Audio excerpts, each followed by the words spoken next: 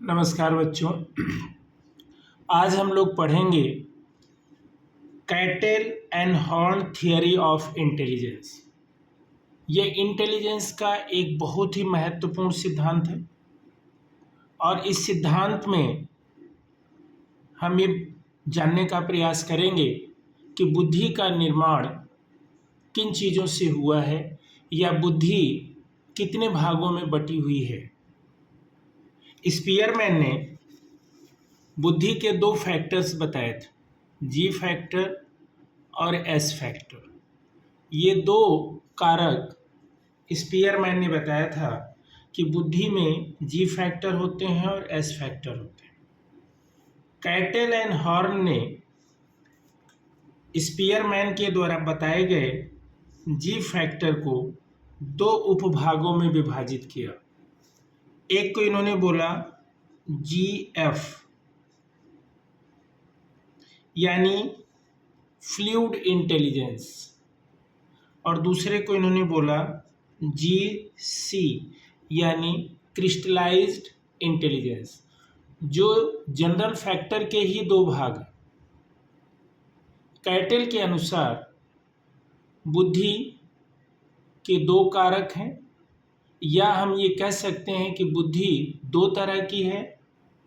पहली है तरल बुद्धि, जिसके लिए इन्होंने एक वर्ड बोला कि बुद्धि दो तरह की है। पहला इन्होंने बोला तरल बुद्धि,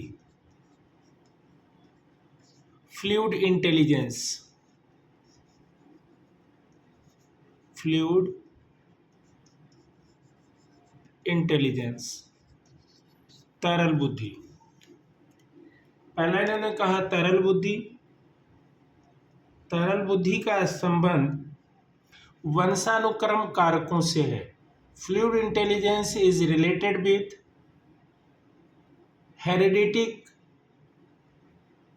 हेरिडिटिक एबिलिटी या इन्फ्लुएंस बाय द हेरिडिटी।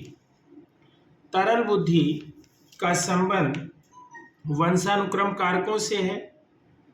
यह बुद्धि केंद्रीय तंत्रिका तंत्र से, सेंट्रल नर्वस सिस्टम से अधिक प्रभावित होती है। अगर हम ये कहें कि बुद्धि में तरल बुद्धि एक ऐसा हार्डवेयर है, fluid intelligence is a hardware या ए टाइप ऑफ हार्डवेयर, एक ऐसा हार्डवेयर है जो ये निर्धारित करता है कि व्यक्ति किस सीमा तक किसी सूचना को संसाधित कर सकता है। What is the limit of processing of information? ये डिसाइड करती है तरल बुद्धि। तरल बुद्धि का संबंध शॉर्ट टर्म मेमोरी से है। Fluid intelligence is related with short term memory.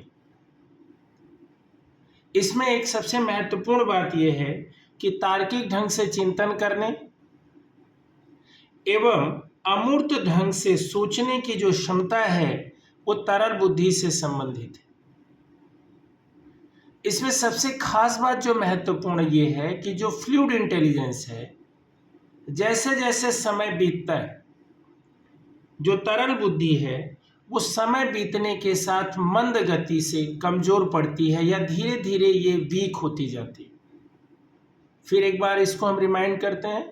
Fluid intelligence is totally influenced by heredity.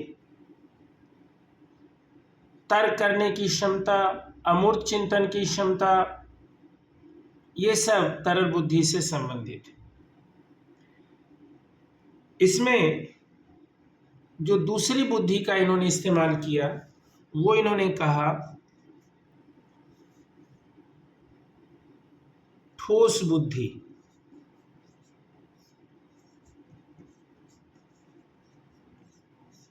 इन्होंने दूसरी बुद्धि ठोस बुद्धि का इस्तेमाल किया। ठोस बुद्धि को हम क्रिस्टलाइज्ड इंटेलिजेंस कहते हैं।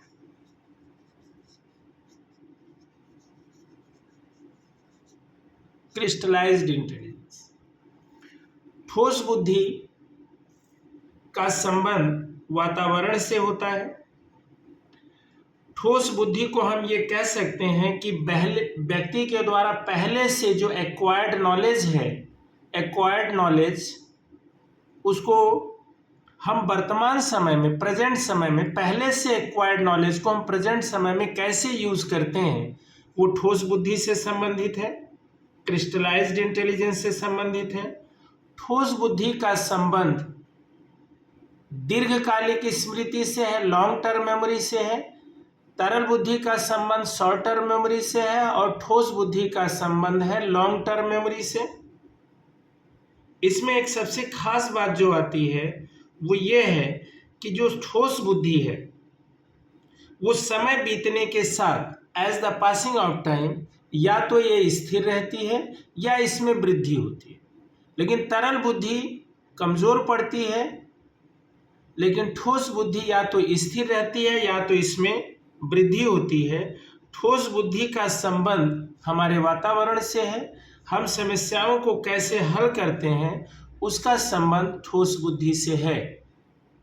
लेकिन इसमें जो खास बात यही है कि जो तरल बुद्धि है और ठोस बुद्धि है, दोनों ही बुद्धि जी फैक्टर से रिलेटेड है। जी फैक्टर का प्रयोग स्पीयरमैन ने किया था। उसी जी फैक्टर को कैटल ने और हार्ड ने दो बुद्धि में डिवाइड किया, fluid intelligence and crystallised intelligence. Crystallised intelligence का संबंध वातावरण से है, फ्लूइड इंटेलिजेंस का संबंध हेरिडिटी से। यह हमें लिमिट देता है कि किस सीमा तक हम प्रोसेसिंग कर सकते हैं, और ये उस सीमा के अंतर्गत रहते हुए हमें ये तरीका बताता है कि हम कैसे अपने अनुभव का इस्तेमाल करके अपनी समस्या का हल कर सकते हैं। ये हमें लगता है कि एक छोटा सा वीडियो है जिसमें हमने बताने का प्रयास किया कि what is fluid intelligence and what is crystallised intelligence. Crystallised intelligence में सबसे महत्वपूर्ण जो अंतर है इन दोनों में वो है यही कि ये हेरिडिटी से संबंधित है और ये एनवायरनमेंट से संबंधित है। ये हमें लिमिट देता है, ये हमें अनुभव के आधार पर समस्या सॉल्व करने में मदद करता है। फ्लूइड इंटेलिजेंस का संबंध शॉर्ट टर्म मेमोरी से है एंड क्रिस्टलाइज्ड इंटेलिजेंस का संबंध लॉन्ग टर्म मेमोरी से है। फ्लूइड इंटेलिजेंस समय के साथ कमजोर पड़ता जाता है और ठोस जो बुद्धि है या क्रिस्टलाइज्ड इंटेलिजेंस है वो समय के साथ या तो स्थिर रहता है या तो सबसे महत्वपूर्ण बात है कि उसमें या तो वृद्धि होती है। हमें लगता है कि ये वीडियो आपके लिए फ़ायदेमंद रहेगा। नेक्स्ट वीडियो में मिलते हैं। Thank you.